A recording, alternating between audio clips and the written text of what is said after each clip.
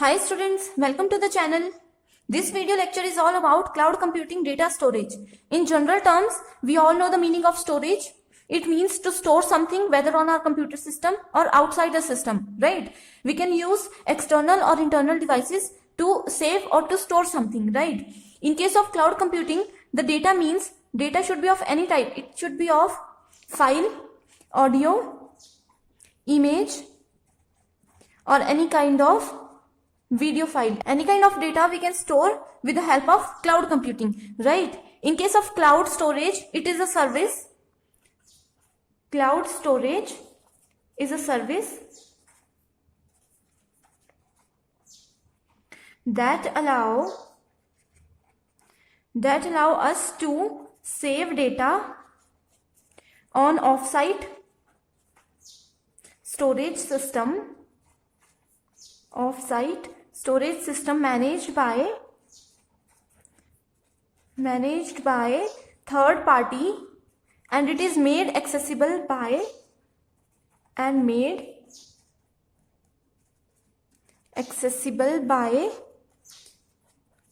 web services API. This is the general definition of cloud storage. You should remember this term, that it is managed by third party and made accessible by web service API. API means application programming interface.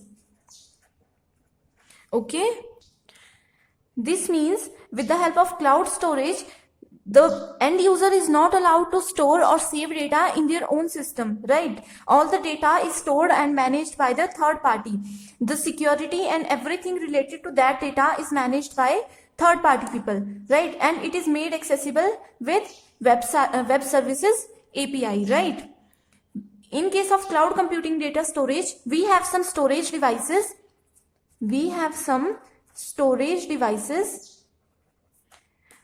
And these are of two types. The first one is block storage device and the second is file storage device, right? In case of block storage device, it offers some raw storage to the clients, right? These raw storage are partitioned to create some volumes, right? In case of file storage devices, it offers storage to client. In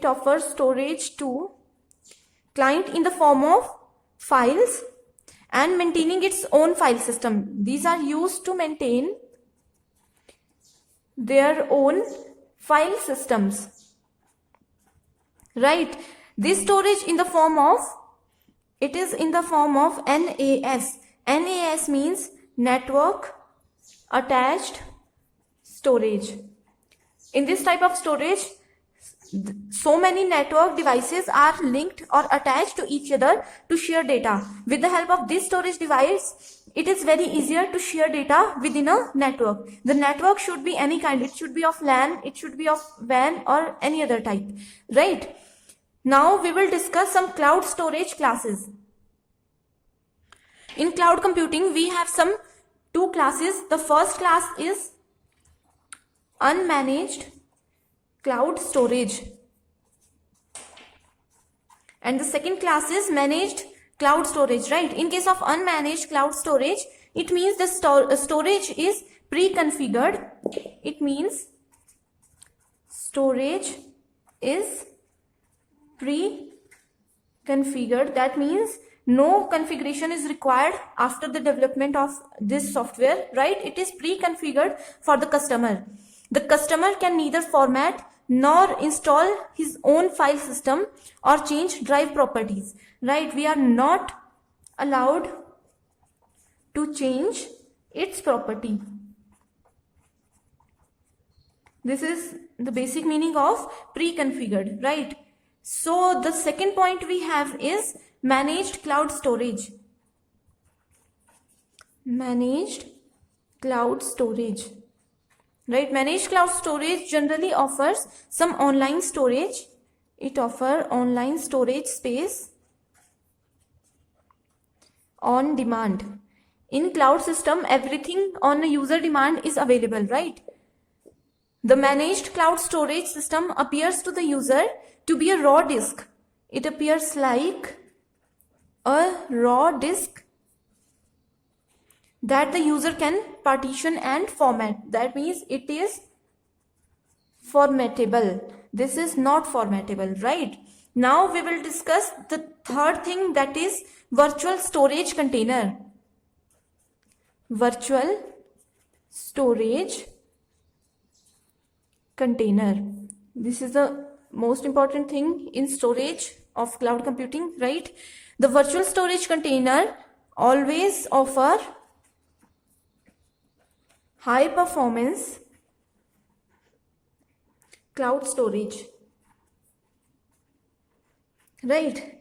Here it also uses LUN. LUN stands for logical unit number, right? LUN of devices, files and other objects are created with the help of virtual storage containers. LUN's devices, files and other objects are created, right? Now, as we all know, storing the data in cloud is not that simple task, right? The customer should be able to do some things, right? The first thing the customer should know is that get provision for additional storage on demand.